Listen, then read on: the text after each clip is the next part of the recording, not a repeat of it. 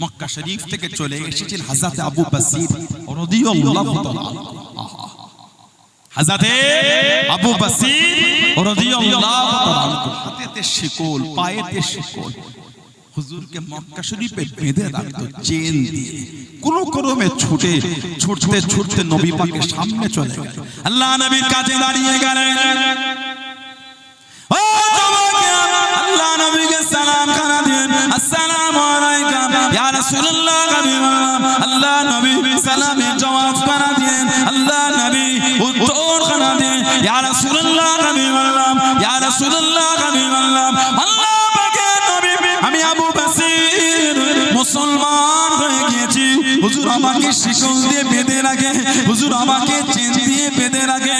আমি আবু বসির কোন ক্রমে ছুটে ছুটে আপনার কাছে এসেছি হুজুর, আপনার দরবারে এসেছি হুজুর। ইয়া রাসূলুল্লাহ হাবিবাল্লাহ, ইয়া রাসূলুল্লাহ হাবিবাল্লাহ।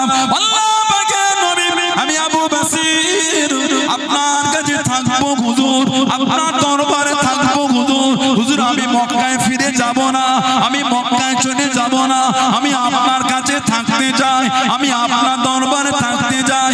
ও যুবকেরা, আল্লাহ নবীর নূরের চক্ষু থেকে টপ টপ করে পানি গড়িয়ে গড়িয়ে চলে যায়। হযরত আবু বসির কাঁদে, ইয়া রাসূলুল্লাহ হাবিবাল্লাহ, ইয়া রাসূলুল্লাহ হাবিবাল্লাহ। আল্লাহ পাকের নবী, হুজুর আমাকে শিকল দিয়ে বেঁধে রাখে, হুজুর আমাকে বড্ড কষ্ট দেয়, হুজুর আমাকে বড্ড প্রহার করে। হুজুর আমি আপনার কাছে চলে এসেছি হুজুর, হুজুর আমি আর মক্কায় যাব না, আমি আর মক্কা শরীফে ফিরবো না। ও যুবকেরা, আল্লাহ রাসূলের সাহাবী হযরত আবু বসির রাদিয়াল্লাহু তাআলা আনহুর পিছনে দুজন মানুষ দাঁড়িয়ে গেল, দুজন ব্যক্তি দাঁড়িয়ে গেল। ও সাল্লাল্লাহু আলাইহি ওয়াসাল্লাম, আপনি যে জবান দিয়েছেন, আপনি যে কথা দিয়েছেন, মক্কা শরীফের কোন মানুষ মদিনা শরীফে চলে এলে আপনি তাকে ফিরিয়ে দেবেন, আপনি তাকে ফিরিয়ে দেবেন। আবু বসির মক্কা থেকে চলে এসেছে, আপনি তাকে ফিরিয়ে দেন, আপনি তাকে পাঠিয়ে দেন। ও যুবকেরা, আল্লাহ নবীর নূরের চক্ষু থেকে টপ টপ করে পানি গড়িয়ে গড়িয়ে চলে যায়। আল্লাহ নবী কাঁদে, হযরত আবু বসির কেঁদে কেঁদে জানিয়ে দিলেন, ইয়া রাসূলুল্লাহ হাবিবাল্লাহ, ইয়া রাসূলুল্লাহ হাবিবাল্লাহ। আল্লাহ পাকের নবী, হুজুর আমি আবু বসির যাব না হুজুর, হুজুর আমি আপনার কাছে থাকতে চাই, হুজুর আমি আপনার দরবারে থাকবো হুজুর, হুজুর আমি আপনার কাছে থাকবো হুজুর, হুজুর আমাকে পাঠাবেন না, হুজুর আমাকে পাঠিয়ে দেবেন না। আল্লাহ নবী চোখ ভরা পানি নিয়ে কেঁদে কেঁদে জানিয়ে দিলেন, আল্লাহ নবী শুনিয়ে দিলেন, ও বাবা আবু বসির, আমি নবী যেদের জবান খানা দিয়েছি, আমি নবী যেদের কথা দিয়েছি, মক্কা শরীফের কোন মানুষ মদিনা শরীফে চলে এলে আমি নবী পাঠিয়ে দেবো, আমি নবী তাড়িয়ে দেবো। আমি রাসূলুল্লাহ কাঁদতে পারবো না, আমি নবী পাক তোমায় রাখতে পারবো না। হযরত আবু বসির কাঁদে, ইয়া রাসূলুল্লাহ হাবিবাল্লাহ, হুজুর আমি যাব না হুজুর, হুজুর আমি আপনার কাছে থাকতে চাই। হযরত আবু বসির কাঁদতে কাঁদতে চলে যায়, টুকটুক করে চলে যায়। আল্লাহ নবী থেকে ঝুঁকে দাঁড়িয়ে গিয়ে নবী পাকের দিকে ফিরে ফিরে কাঁদে, ইয়া রাসূলুল্লাহ হাবিবাল্লাহ। আল্লাহ পাকের নবী, হুজুর আমাকে পাঠাবেন না হুজুর, হুজুর আমি আপনার কাছে থাকতে চাই, হুজুর আমাকে পাঠাবেন না হুজুর, হুজুর আমি আপনার দরবারে থাকতে চাই। আল্লাহ নবী চোখ ভরা পানি কেঁদে কেঁদে জানিয়ে দিলেন, আল্লাহ নবী শুনিয়ে দিলেন, ও বাবা আবু বসির চলে যাও, চলে যাও বাবা, আমি নবী যেদের জবান খানা দিয়েছি, আমি নবী তোমায় রাখতে পারবো না। ও বাবা আবু বসির, আমি রাসূলুল্লাহ জানিয়ে দিলাম, আমি রাসূলুল্লাহ কথা দিলাম, আমি রাসূলুল্লাহ তরফ থেকে তোমার কাছে পয়গাম খানা যাবে বাবা। জোরে বলুন সুবহানাল্লাহ, আর একটু জোরে বলুন সুবহানাল্লাহ। আমাদের নবী দীর্ঘদিন অসুস্থ থাকার পরে নবী পাককে আল্লাহ সুস্থ করলেন। এই দিন আমাদের নবী গোসল করলেন, আখেরি চার সম্ভা নবী পাক গোসল করলেন, নবী পাক সুস্থ হলেন। আবার তারপরে নবী পাক আবার বিমারে পড়ে গেলেন। আরবি মাসের তৃতীয় মাস রবিউল আউয়াল, আরবি মাসের তৃতীয় মাস রবিউল আউয়াল, নবী পাক আল্লাহর পিয়ারা হয়ে গেলেন। মানে রবিউল আউয়ালে আমার নবীর আগমন, রবিউল আউয়ালে আমাদের নবীর বিশাল। মানে রবিউল আউয়াল মত নৈক্য আছে, তবে অনেক তারিখের কিতাব এসেছে, বড় বড় ইমামরা বলেছেন বারে রবিউল আউয়ালে নবী পাক দুনিয়া এসেছে, বারে রবিউল আউয়ালে আমাদের নবী বিদায় দিয়েছে। এবার অনেকে আমাদের সমাজে বলে নবী পাকের আগমনের জন্য রবিউল আউয়ালের খুশি হলো, নবীর বিদায়ের বিশাল শরীফের জন্য কিছু হলো না, দুঃখ। একটা হাদিস শরীফের কিতাব আছে মুসনাদে বাজ্জার, মুসনাদে বাজ্জার বলে হাদিস শরীফের কিতাব। আল্লাহর রাসূল বলেছেন হায়াতি খায়রুল লাকুম, আমি নবী তোমাদের মধ্যে থাকাটা তোমাদের জন্য উত্তম। জোরে বলুন না সুবহানাল্লাহ। ফাতি খায়রুল লাকুম, আর আমি নবী তোমাদের চোখের আড়াল হওয়া ওটাও তোমাদের জন্য উত্তম। জোরে বলবেন না। নবী পাকের দুই অবস্থাটা আল্লাহ আমাদের জন্য উত্তম করেছে। বলুন আলহামদুলিল্লাহ। জোরে বলেন আলহামদুলিল্লাহ। আল্লাহ নবী আরবি মাসের তৃতীয় মাস সফর, দ্বিতীয় মাস সফর অসুস্থ, তৃতীয় মাস রবিউল আউয়াল আমাদের নবী বিশাল শরীফ লাভ করলেন। এটা হলো আরবি মাসের তৃতীয় মাস। নবী পাক এতটা অসুস্থ হয়ে গেলেন, আম্মা জান হযরত আয়েশা সিদ্দিকা রাদিয়াল্লাহু তাআলা আনহা আমাদের মা, আম্মা জান হযরত আয়েশা সিদ্দিকা রাদিয়াল্লাহু তাআলা আনহা আমাদের নবীকে একবার জিজ্ঞাসা করেছিলেন, হুজুর জীবনের কষ্টের দিনের মধ্যে আপনার সবথেকে কষ্টের দিন কোনটা? আমাদের নবীর নূরের চোখ থেকে টপ টপ করে পানি ঝরছে। আয়েশা, আমি নবী আমার জীবনের কষ্টের দিনের মধ্যে সবথেকে কষ্টের দিন হলো তায়েফ।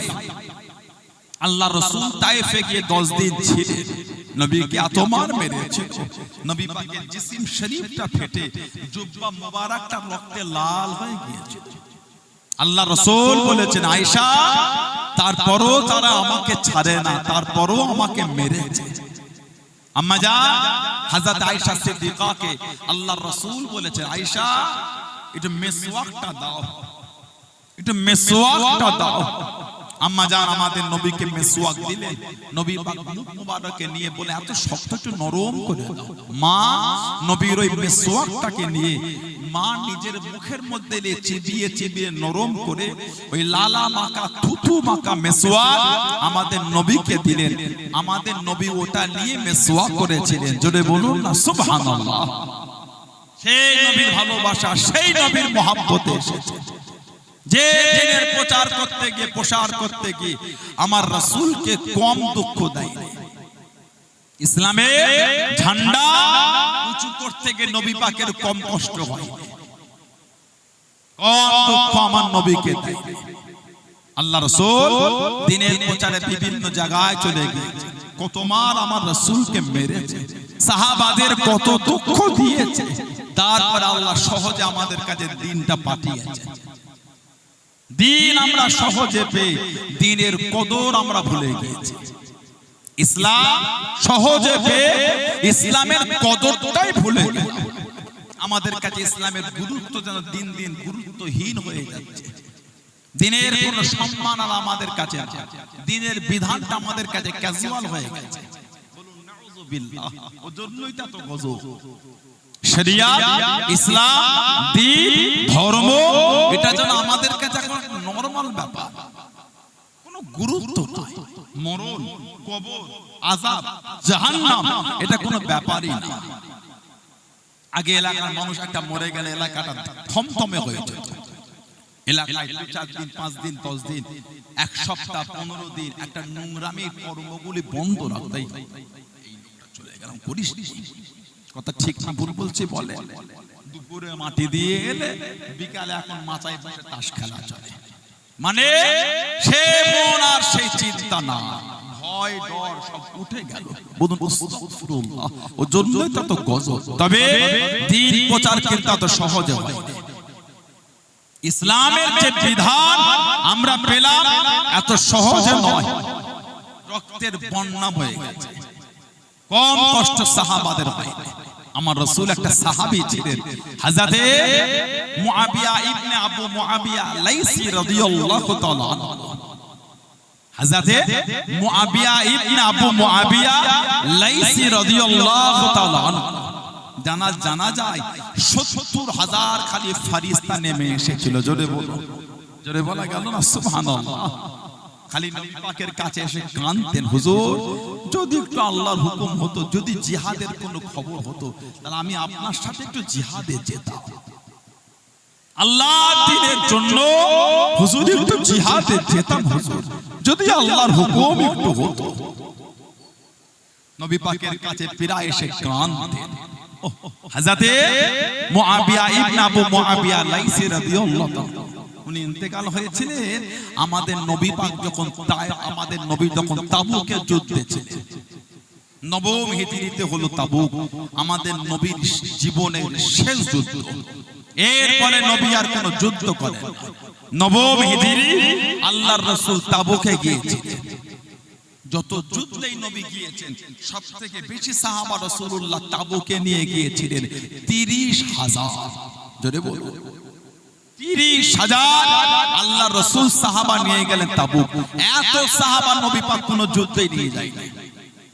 সাহাবাদের এত কষ্ট ছিল, কিতাবে এসেছে উটকে জব করে উটের শরীরের মধ্যে এক জায়গায় পানি ধরে রাখার একটা জায়গা আল্লাহ করেছেন। উটকে বলা হয় সাফিনাতুস সাহরা। সাফিনাতুস সাহরা, সাফিনাতুস সাহরা মরুভূমির জাহাজ। সাফিনাতুন মানে জাহাজ, সাহরা সাফিনাতুস সাহরা মরুভূমির জাহাজ। একবার উট পানি পান করলে আল্লাহর হুকুম ১০-১৫ দিন ২০ দিন আর পানি পান করতে হয় না। ওই যে শরীরের ভিতরে জায়গা, ওখান থেকে প্রয়োজন মতন পানি ঠিক সে পান করে নেয়। আবার জোরে বলুন না সুবহানাল্লাহ। তাবুকে সাহাবাদের এত পানির কষ্ট ছিল, কিতাবে এসেছে এই উটকে জব করে ওই জায়গা থেকে পানি বার করে সাহাবারা পান করেছে। আল্লাহ নবী একটা কুয়ার কাছে চলে গেলেন। ও যুবকেরা, ও আমার মুরব্বি বাপজানেরা, আল্লাহ নবী একটা কুয়ার পাশে চলে গেলেন। সামান্য মাত্র পানি, আল্লাহ নবী টুকটুক করে চলে গেলেন। সাহাবারা পানিটাকে তুলে নিয়ে আল্লাহ নবীর হাতে দিলেন। আল্লাহ নবী উযু বানালেন। সামান্য মাত্র নিয়ে আল্লাহ নবী ওই পানি খানা কুয়ার মধ্যে ঢেলে দেন, বরকতের দোয়া করে দেন। ও যুবকেরা, আল্লাহ পাকের হুকুমে কুয়ার মুখ পর্যন্ত পানি হয়ে গেল। জনে বলুন সুবহান, আর একটু জনে বলুন সুবহান। সামান্য মাত্র পানি উযু করলে পান করেছেন। সিদ্দিক আকবর বলে, হুজুর পানির বড় কষ্ট। নবী পাক ওই পানিটা কুয়ায় ঢেলে খালি বরকতের দোয়া করেছে। কিতাবে এসেছে কুয়ার মুখ পর্যন্ত পানি হয়ে গিয়েছে। চলে বলুন না সুবহানাল্লাহ। নবম হিজরি তাবুকের যুদ্ধ, ৩০,০০০ সাহাবা। যে যুদ্ধে নবী পাক সাহাবাদের কাছে চেয়েছিলেন, দাও কে কি দিচ্ছ আমাকে দাও, কে কি দেবে আমার হাতে দাও। হযরত ওমর ফারুক রাদিয়াল্লাহু তাআলা কয়েকটা উটের পিঠে মাল ভরে নবী পাকের দরবার, হুজুর এটা আমার তরফ থেকে, বাইহাকি শরীফে এসেছে।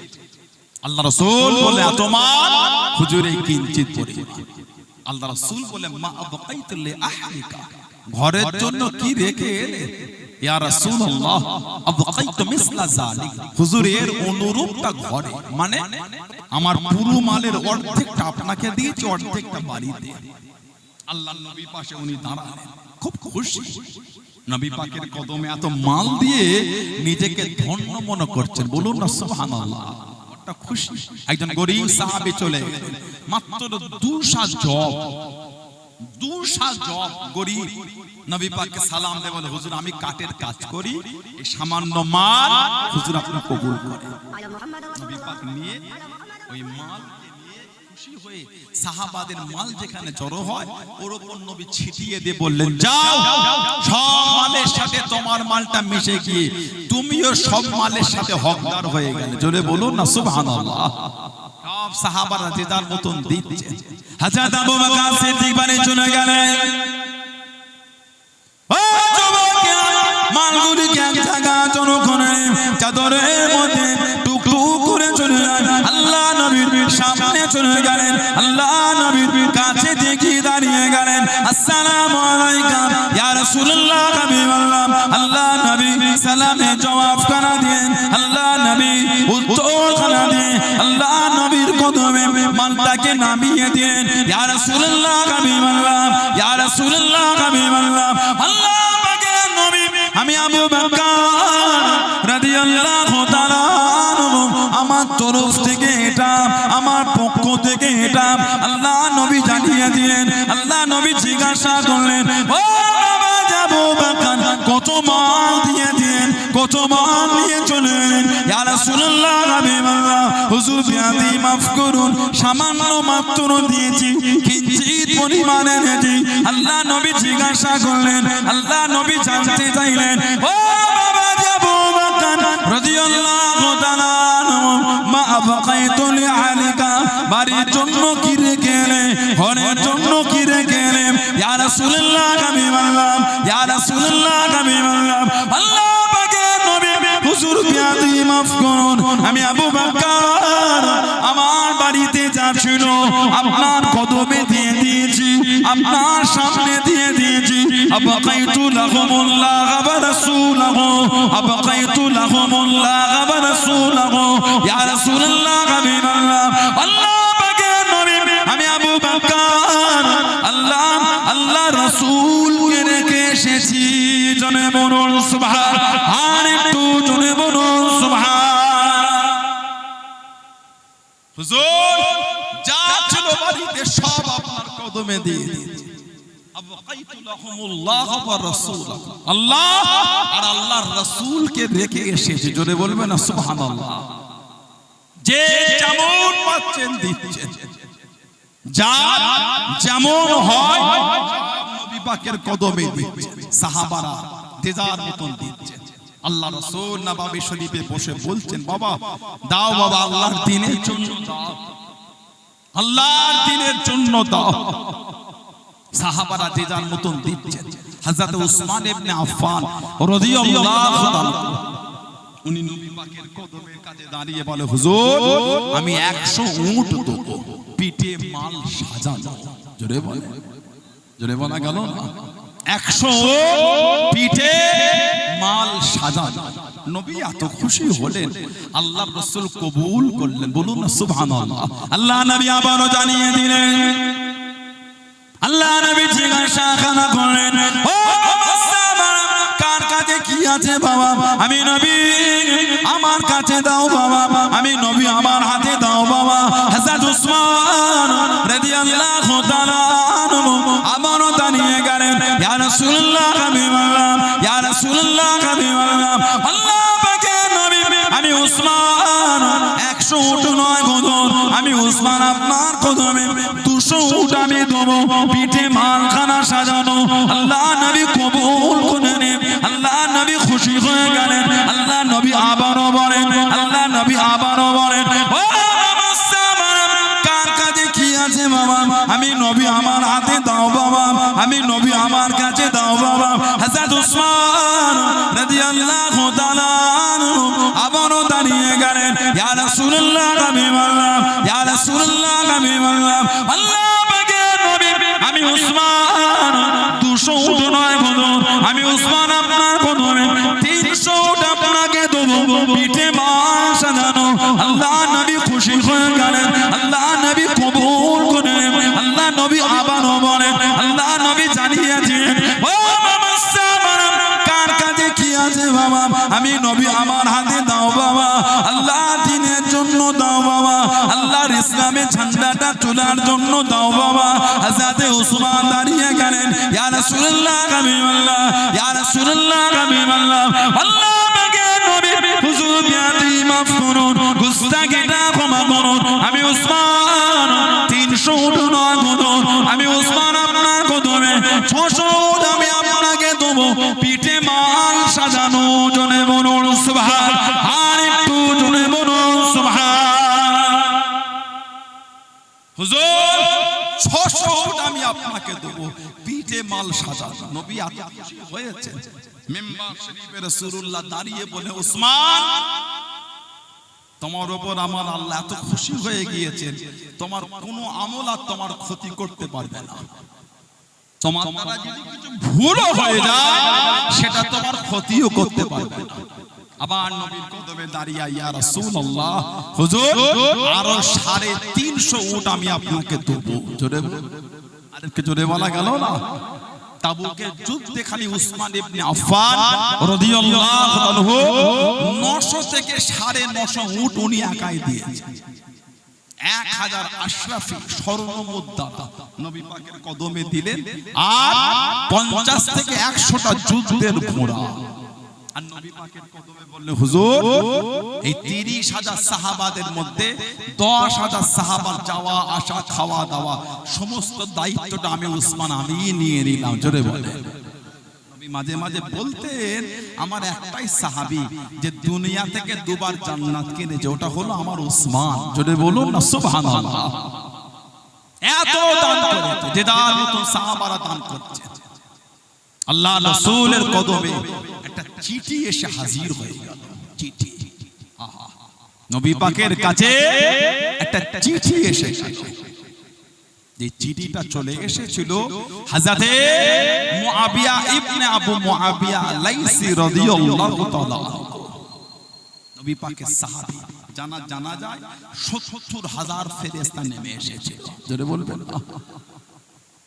নবী পাকের কাছে চিঠি পাঠিয়েছে হুজুর আপনি বলেছেন যে তাবুকে যুদ্ধে যাবে আল্লাহ তার জীবনের গুনাহগুলি সব maaf করে দেবে, আর যে তাবুকে যাবে আল্লাহ পাক তাকে জান্নাতি করে দেবে।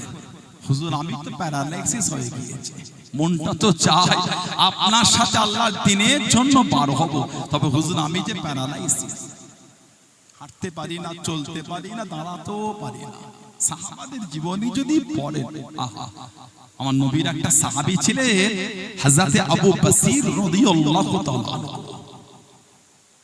হযরতে আবু বসির রাদিয়াল্লাহু তাআলা আমার নবীর সাহাবী ছিলেন। জানাকে শিকল দিয়ে সব সময় মক্কা শরীফে বেঁধে রাখা হতো। কেন? হযরতে আবু বসির রাদিয়াল্লাহু তাআলা মুসলমান হয়েছিলেন, সব সময় শিকল দিয়ে বেঁধে রাখতো কাফেররা। ৬ষ্ঠ হিজরির পরে কোন ক্রমে উনি শিকলটা খুলে ছুটতে ছুটতে মক্কা শরীফ থেকে মদিনা শরীফে চলে এসেছিলেন নবীর দরবার। কিতাব এসেছে যে রাস্তাতে হেঁটে হেঁটে ছুটে ছুটে এসেছেন খালি রক্তর ফোঁটা পড়ে আছে, রক্ত ঝরতে ঝরতে এসেছেন। কে? হযরতে আবু বসির। কবে? ৬ষ্ঠ হিজরির পরে। ৬ষ্ঠ হিজরিতে একটা সন্ধি হয়েছিল কাফের দেশটাতে, যেটাকে বলা হয় সুলে হুদাইবিয়া।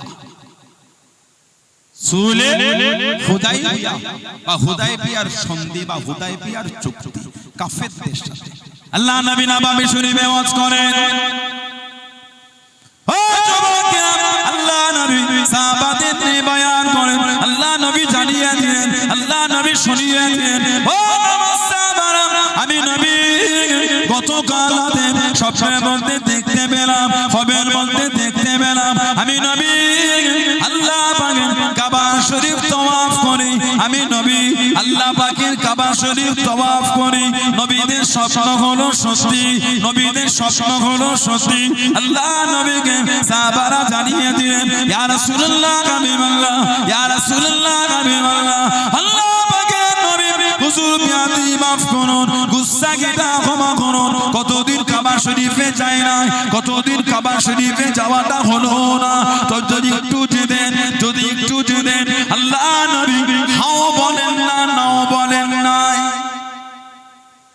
নবী বলতেন স্বপ্ন দেখলাম কাবাটা তওয়াফ করছি। জোরে বলবেন না।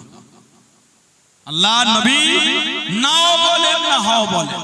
কিন্তু নবী দরবারে রেডি হয়ে চলে আসলেন ১৫০০ সাহাবা। ৬ষ্ঠ হিজরিতে ১৫০০ নবীর দরবার। কি খবর? না হুজুর খবর পেলাম আপনি নাকি কাবা শরীফে যাচ্ছেন। নবী বলেছেন হাও বলি না, নাও বলি না। হুজুর যদি একটু যেতেন। সাহাবাদের অনুরোধ, আল্লাহর নবী আল্লাহ পাকের হুকুম, রাসূল পার হয়ে গেলেন। কোথায়? কাবা শরীফে যাবেন। আল্লাহ রাসূল সাহাবাদের নিয়ে প্রথমে গেলেন জুলহুলাইফা। জুল হুলাইফা, ওটা হলো মদিনা শরীফের মিকাত। জুল হুলাইফা ওটা হলো মদিনা শরীফের মিকাত।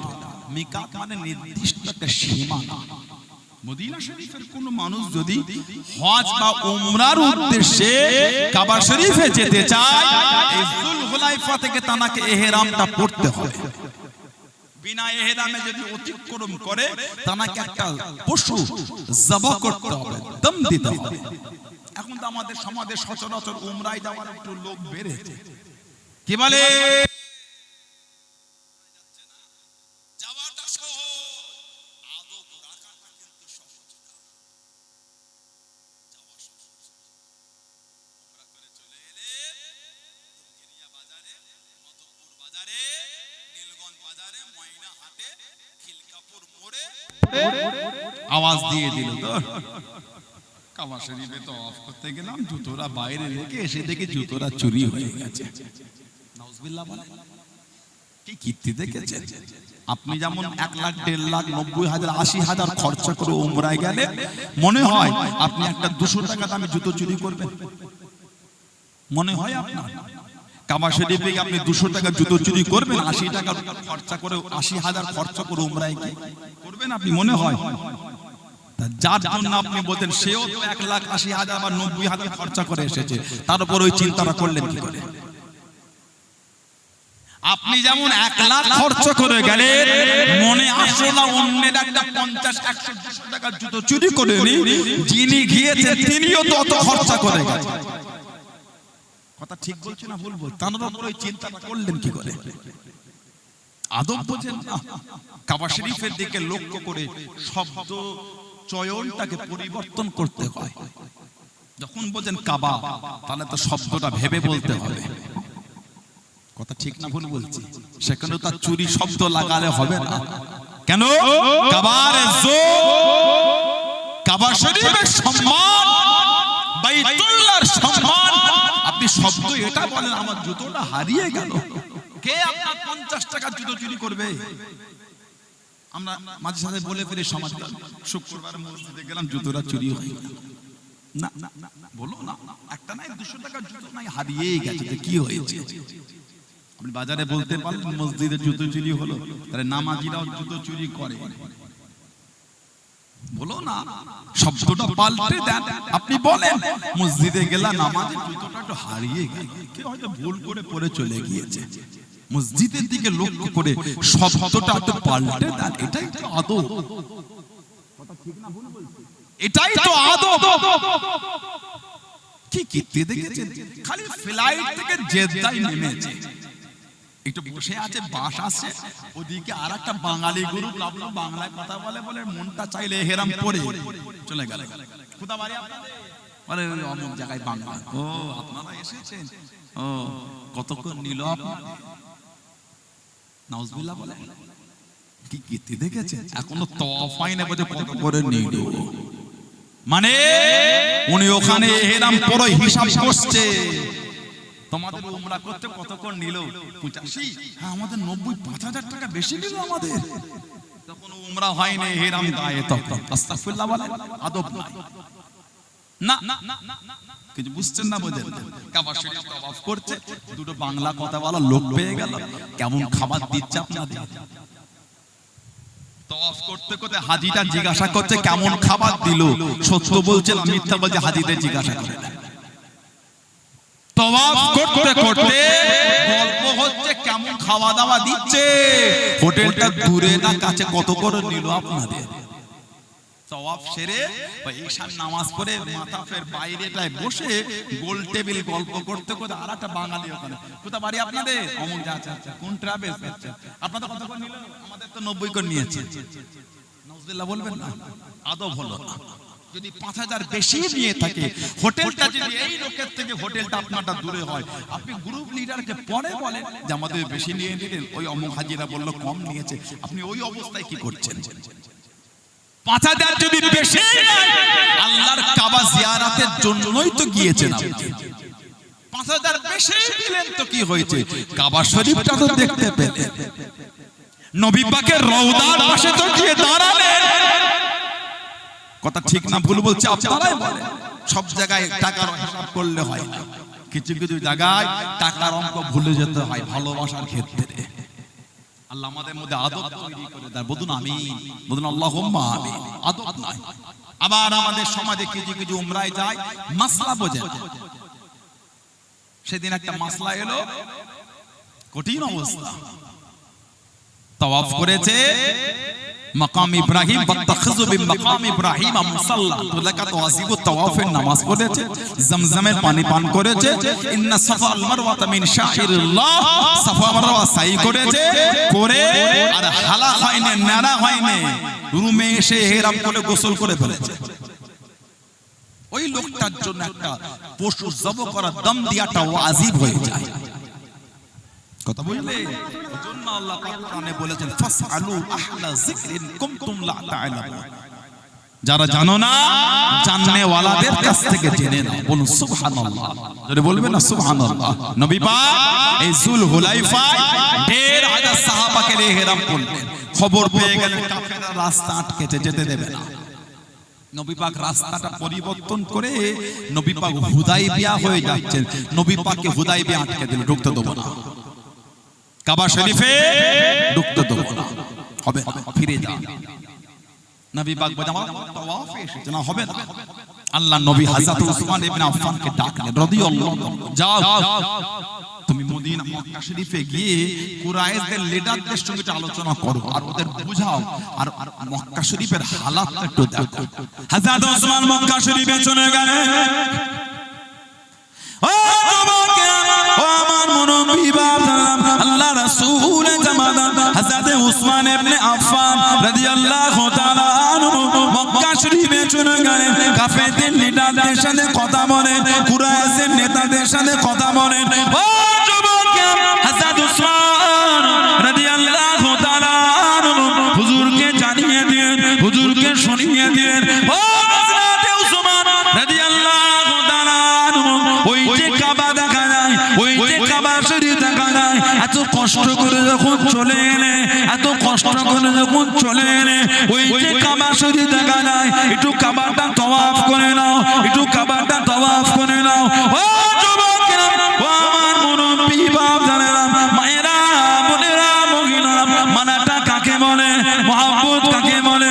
আল্লাহ আল্লাহ রাসূলকে কানা মেনেছেন, আল্লাহ আল্লাহ রাসূলকে কানা ভালোবেসেছেন। হযরত উসমান রাদিয়াল্লাহু তাআলা আনহু হুজুর আমার জানিয়ে দিলেন, হুজুর আমার শুনিয়ে দিলেন, হে মক্কা বেদী বেঈমানের দলেরা, হে মক্কা কুফারে কুরাইশেরা, আমি উসমান কাবা শরীফ তাওয়াফ করব না, আমি উসমান এখন কাবাটা তাওয়াফ করব না, আমি উসমান তখনই কাবা তাওয়াফ করব যে তাওয়াফের সাথে আল্লাহ নবী হেঁটে হেঁটে তাওয়াফ করা করবেন। আমি উসমান একা একা তাওয়াফ করব না, আমি উসমান আল্লাহ রাসূলের সাথে তাওয়াফ করব। জোরে বলুন সুবহান, আর একটু জোরে বলুন সুবহান। ওই যে কাবা দেখা যায় তাওয়াফ করে, উনি বলছেন তাওয়াফ তো করব, এই তাওয়াফ নয়, যে তাওয়াফের সামনে আমার রাসূল থাকবে, নবীর পিছনে পিছনে আমি উসমান তাওয়াফ করব। জোরে বলুন সুবহানাল্লাহ। কাফেরদের সাথে চুক্তি হলো, যেটাকে সুলে হুদাইবিয়া বলে। যার একটা চুক্তি ছিল, এবছর যাওয়া হবে না, আগামী বছরে আসবেন, 3 দিনের বেশি থাকতে দেব না। অস্ত্র একটা আনবেন, খাপের মধ্যে থাকবে, খাপের বাইরে বার করতে পারবেন না। যার একটা চুক্তি ছিল, আমাদের উভয়ের মধ্যে 10 বছর কোনো যুদ্ধ হবে না। যার একটা চুক্তি ছিল, মক্কা শরীফের কোন মানুষ মদিনা শরীফে এলে ওই ব্যক্তিটাকে ফিরিয়ে দিতে হবে। তবে মদিনা শরীফের কোন মানুষ মক্কা শরীফে গেলে ওই ব্যক্তিটাকে ফিরানো হবে না। যেই এই চুক্তিটা হলো, সাহাবারা উঠে উঠে চলে যাচ্ছে। আহা, হযরত ওমর রাদিয়াল্লাহু তাআলা চলে যায়, নবী পাক ডাকছেন, উনি বলে হুজুর বিয়াদি মাফ চাই, এই চুক্তি মানা যাবে না। মদিনা শরীফের লোক এলে ফিরিয়ে দেবে না, মক্কা শরীফের লোক এলে আমাদের ফিরিয়ে দিলে, এটা কি চুক্তি হুজুর? নবী পাক বলছেন বসো। নবী পাক তো নিজের থেকে চুক্তি করছেন না। ওমা ইয়ানতাকু আনিল হাওয়া ইন হুয়া ইল্লা ওয়াহয়ুন ইউহা। আল্লাহ পাক বলে যে আমার হাবিব নিজের থেকে কিছুই করে না, যেটাই করে যেটাই বলে আমি আল্লাহ যেটা ওহী করি ওটাই আমার হাবিব বলেন। জোরে বলুন সুবহানাল্লাহ। আল্লাহ রাসূল চুক্তি করে দিলেন, আল্লাহ রাসূল ফিরে এলেন। এই চুক্তি 2-1 বছরের মধ্যে মক্কা শরীফ থেকে চলে এসেছেন হযরত আবু বসির রাদিয়াল্লাহু তাআলা। হযরত আবু বসির রাদিয়াল্লাহু তাআলা হাতেতে শিকল, পায়েতে শিকল, হুজুরকে মক্কা শরীফে বেঁধে রাখতো চেন দিয়ে। কোন ক্রমে ছুটতে নবী পাকের সামনে চলে গেল। আল্লাহ নবীর কাছে দাঁড়িয়ে গেলেন। ও জওয়ান, আল্লাহ নবীকে সালাম খানা দিলেন। আসসালামু আলাইকুম ইয়া রাসূলুল্লাহ। আল্লাহ নবী সালামের জবাব খানা দিলেন। আল্লাহ নবী উত্তর খানা দিলেন ইয়া রাসূলুল্লাহ ইয়া রাসূলুল্লাহ। আল্লাহ পাকের নবী আমি আবু বসির মুসলমান হয়ে গিয়েছি। হুজুর আমাকে শিকল দিয়ে বেঁধে রাখে, হুজুর আমাকে চেন দিয়ে বেঁধে রাখে। আমি আবু বসির কোন ক্রমে ছুটে আপনার কাছে এসেছি হুজুর, আপনার দরবারে এসেছি হুজুর। ইয়া রাসূলুল্লাহ হাবিবাল্লাহ, ইয়া রাসূলুল্লাহ হাবিবাল্লাহ। আল্লাহ পাকের নবী আমি আবু বসির আপনার কাছে থাকবো হুজুর, আপনার দরবারে থাকবো হুজুর। হুজুর আমি মক্কায় ফিরে যাব না, আমি মক্কায় চলে যাব না, আমি আপনার কাছে থাকতে চাই, আমি আপনার দরবারে থাকতে চাই। ও যুবক, আল্লাহ নবীর নূরের চক্ষু থেকে টপ টপ করে পানি গড়িয়ে গড়িয়ে চলে যায় হযরত আবু বসির কাঁধে। ইয়া রাসূলুল্লাহ হাবিবাল্লাহ, ইয়া রাসূলুল্লাহ হাবিবাল্লাহ।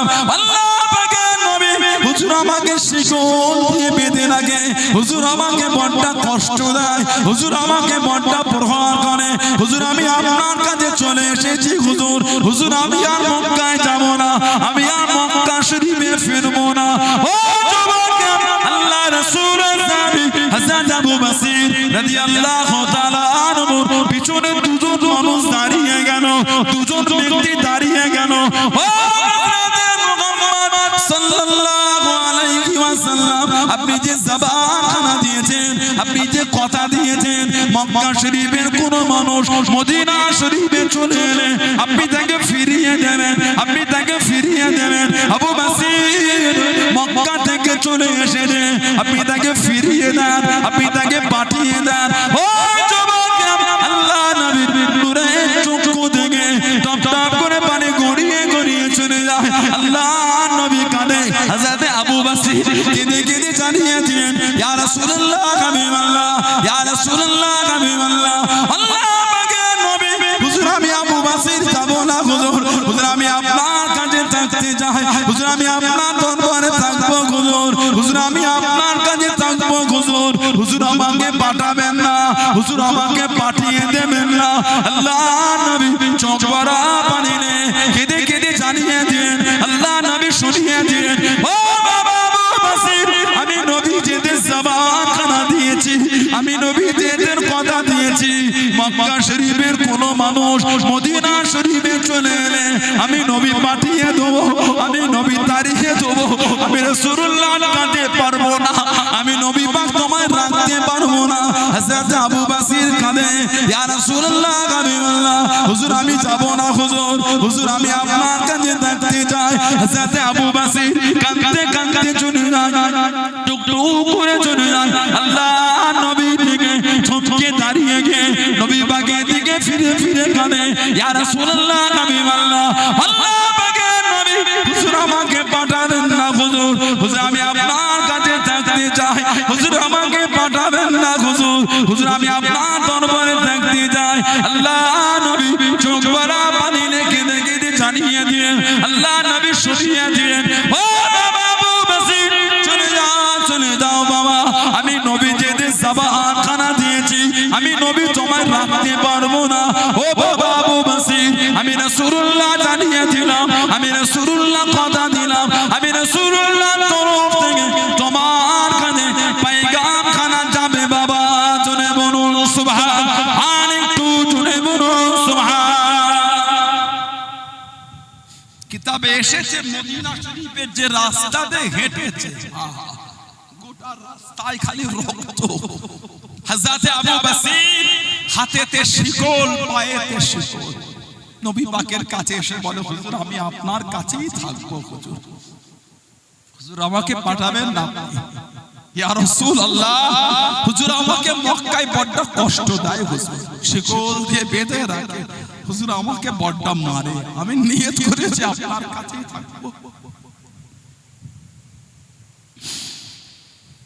হযরত আবু বসিরের পিছনে মক্কা শরীফের দুজন কুরাইশ দাঁড়িয়ে, ইয়া রাসূলুল্লাহ আপনি তো জবান দিয়েছেন মক্কা শরীফের কেউ এলে আপনি ফিরিয়ে দেবেন। আবু বসির তো আমাদের মক্কা থেকে এসেছে, ওকে আপনি ফিরিয়ে দেন, কারণ আপনি জবান দিয়েছেন। আমার নবীর নূরের চোখ দিয়ে টপ টপ করে পানি পড়ছে, রাসূল বাধা দিতে পারছে না। আবু বসির তুমি মক্কায় চলে যাও, হুজুর আমি থাকবো আপনার দরবারেই থাকবো। নবী বলছেন আমি রাসূল তোমায় রাখতে পারবো না, কারণ আমি নবী এদের জবান দিয়েছি মক্কা শরীফের কেউ এলে আমি রাসূল তাকে পাঠিয়ে দেবো। আবার কিছুটা হেঁটে গিয়ে আবার তাকিয়ে কাঁদছি, ইয়া রাসূলুল্লাহ হুজুর আমাকে পাঠাবেন না, হুজুর আমি আপনার কাছে থাকবো, হুজুর আমি আপনার দরবারেই থাকবো। নবী আবার বলছে চলে যাও। আল্লাহ রাসূল চোখ ভরা পানি নিয়ে, আবু বসির আমি রাসূলুল্লাহর তরফ থেকে পয়গামটা তোমার কাছে হাজির হবে। আমার নবী পাকের সাহাবী হযরত আবু বসির রাদিয়াল্লাহু তাআলা আনহু কাঁদতে কাঁদতে হুজুর ওই দুজন মক্কা শরীফের কুরাইশ কাফেরদের লিডারদের সাথে চলে যাচ্ছে। জুল হুলাইফায় গিয়ে একটু রেস্ট নিচ্ছেন। জুল হুলাইফা কি মানা আমার রাসূল, সাহাবাদের প্রশংসা আল্লাহ এমনি করেন। আল্লাহ পাক বলেছেন রাদিয়াল্লাহু আনহুম ওয়া রাদুয়ান, তাদের উপর আমি আল্লাহ খুশি, তারাও আমি আল্লাহ আমার উপরে খুশি। বলুন না সুবহানাল্লাহ। এমনি আল্লাহ বলেন। জুল হুলাইফায় বসে তিনজন আছে, কুরাইশদের একজন ব্যাগ থেকে খেজুর বার করেছে, খেতে খেতে বলছে আবু বসির তুমি যেই নবীর ভালোবাসায় মক্কা শরীফ থেকে এত কষ্ট করে এলে, সেই নবীও তোমাকে রাখলো না। কাটা খায় নুনের ছিটা দিচ্ছে। যে নবীর জন্য এলে ওই নবীও তোমায় রাখলো না, ওই নবীও তোমায় কাছে রাখলো না।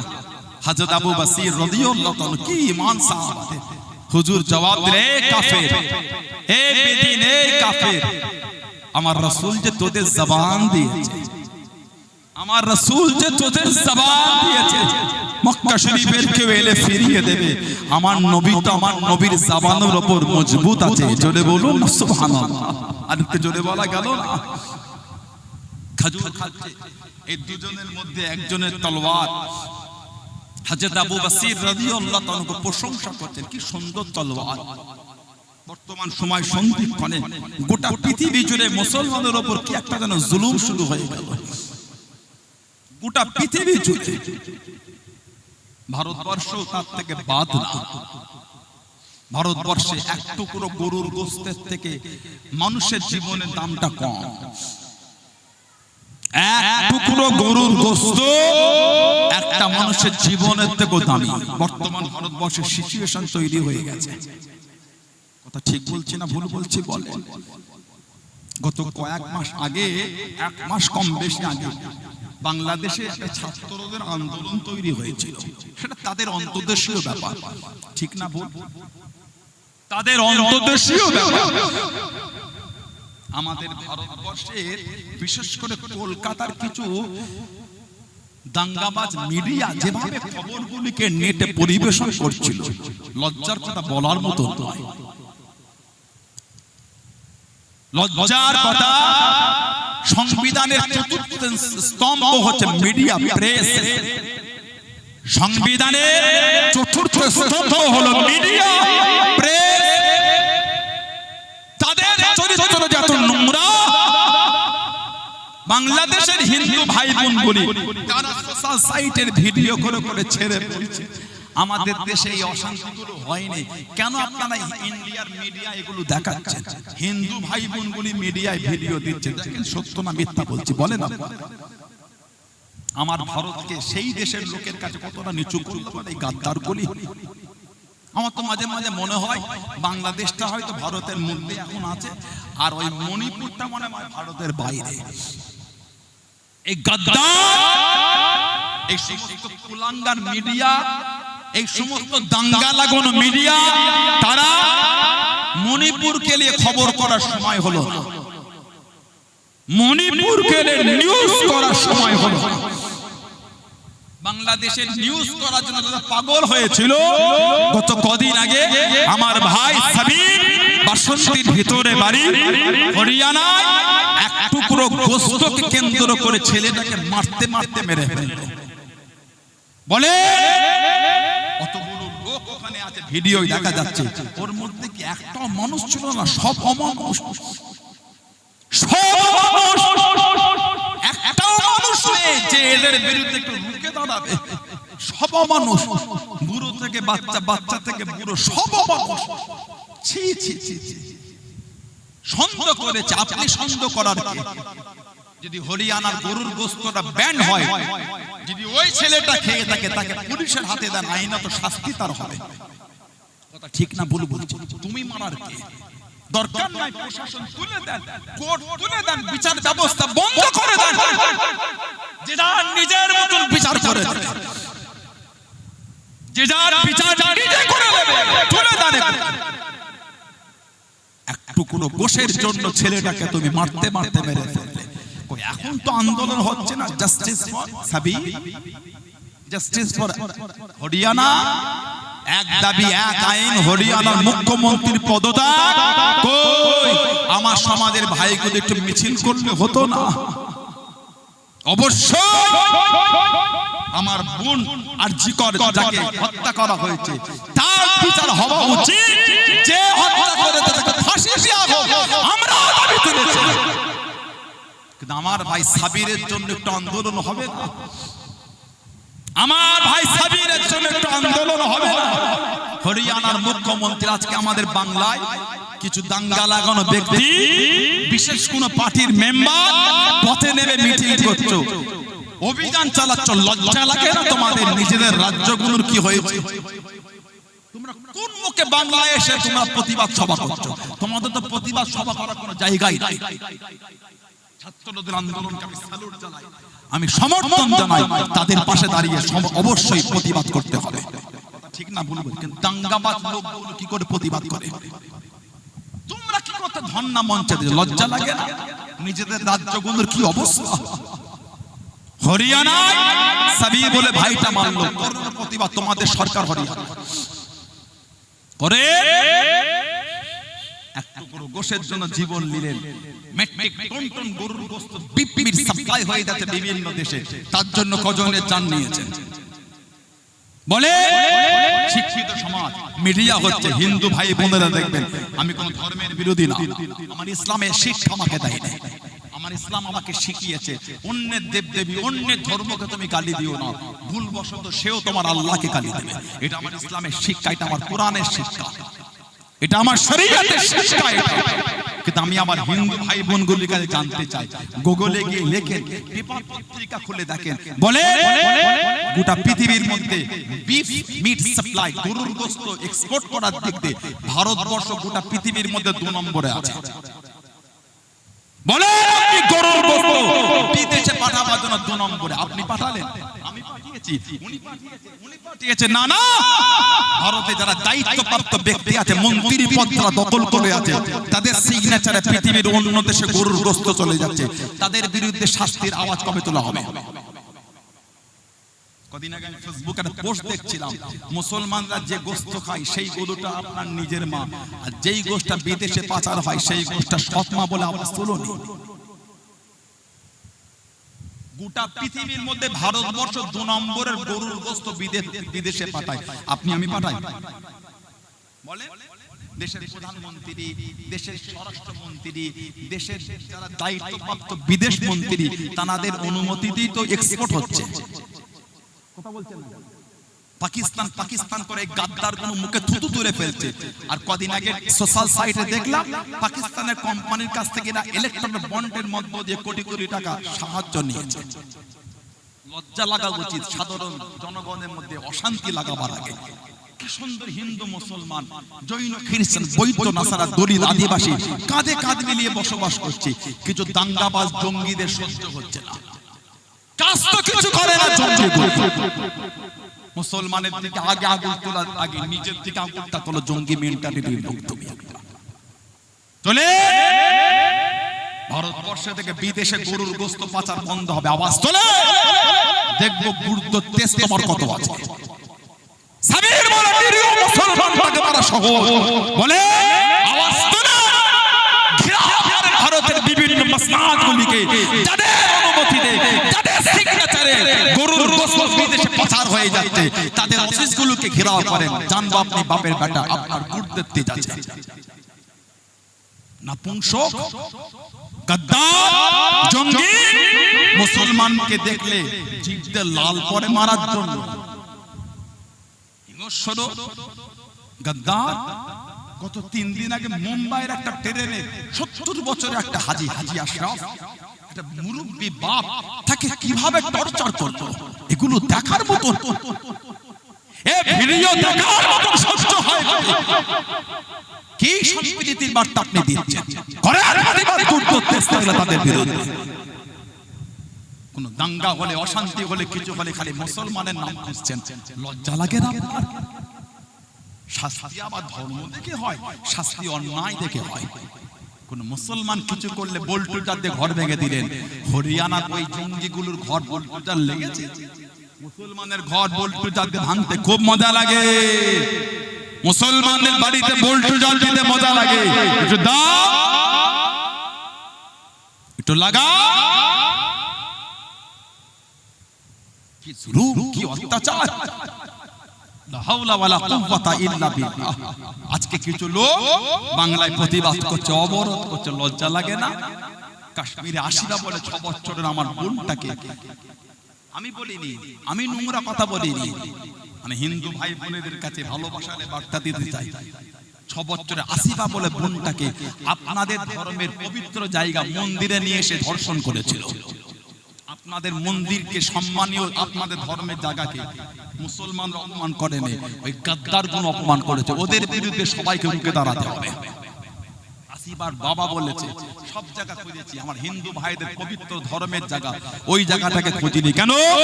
ওটা আমার মাথায় আসে না, ওইখানে এই কর্মটা হতে পারে। সেই গাদ্দারগুলি যখন বেল্ট ছাড়া পাচ্ছে, আসামিগুলি, জঙ্গিগুলি তাদের গলায় ফুলের মালা আর মিষ্টি খাওয়াচ্ছে। কোন গাদ্দারগুলো করলো? তারা আবার বাংলায় মিছিল করছে, আর যে করে শাস্তি হতে হবে। লজ্জা লাগে না তোমাদের? গত কয়েক বছর আগে রাজস্থানে মালদার আমার ভাই আফরাজুল বলে, ভাই আফরাজুল এক জঙ্গি, শম্ভুলাল বলে একটা জঙ্গি, শম্ভুলাল প্রকাশ্য মিডিয়া লাইভে আফরাজুল বলে ভাইটাকে থেতলে থেতলে মেরেছে। ভিডিও দেখেন না আপনারা? শম্ভুলাল বলে জঙ্গিটা মালদার আফরাজুল বলে ভাইটাকে থেতলে থেতলে মিডিয়ায়, ফেসবুকে লাইভ দিয়ে মেরেছে। ওই জঙ্গিটাকে যখন জেল থেকে ছাড়া হচ্ছে, আমার দেশের কিছু গাদ্দার আর জঙ্গিকে সাপোর্টকারী মেন্টালিটির ব্যক্তিগুলি, তারা ওই শম্ভুলালকে গলায় ফুলের মালা আর মিষ্টি খাইয়ে ছাড়িয়ে এনে তাকে আবার ওনাদের পার্টি থেকে ভোটে দাঁড় করিয়ে দিল। সেই সমস্ত নোংরা হিংস্র ব্যক্তিগুলি বাংলায় দাঁড়িয়ে যে আরজি করার হয় শাস্তি দিয়ে হবে। নিজেদের রাজ্যগুলিকে ঠিক করতে যাও, কথা ঠিক না ভুল বলছি? বলে কি দুঃখ লাগে এগুলো আমাদের। বিলকিস বানু 2002 যাকে ধর্ষণ করা হয়েছে, রেপ করা হয়েছে, পেটের বাচ্চাটাকে হত্যা করা হয়েছে, তার বাড়ির 7 জনকে খুন করা হয়েছে। গুজরাট 2002 বিলকিস বানুর এই আসামিগুলো যখন জেল থেকে আপনার বেরিয়ে যখন বাইরে বার হয়েছে, ওই বিলকিস বানু ধর্ষণকারীদের এই জঙ্গি মেন্টালিটির ব্যক্তিগুলোকে আপনাদের পার্টির লোকেরা গলায় মালা আর মিষ্টি বিতরণ করে ছাড়িয়ে এনেছিল। আপনারা আবার বাংলায় আন্দোলন করছেন, এই ধর্ষণকারীদের শাস্তি দিতে হবে। লজ্জা লাগে না আপনাদের? আয়নায় গিয়ে মুখটা দেখে নিজের মনকে বিচার করবেন, আপনি কোন মেন্টালিটির। আল্লাহ ফিতনা থেকে আমাদের হেফাজত করে, বলুন আমিন। আল্লাহ জাতি, ধর্ম, বর্ণ নির্বিশেষে আল্লাহ সকলের মধ্যে মিল মোহাব্বত দেন, বলুন আল্লাহুম্মা আমিন। এই অন্যায়কারীদের শাস্তি হোক, বলুন আল্লাহুম্মা আমিন। জোরে বলেন আল্লাহুম্মা।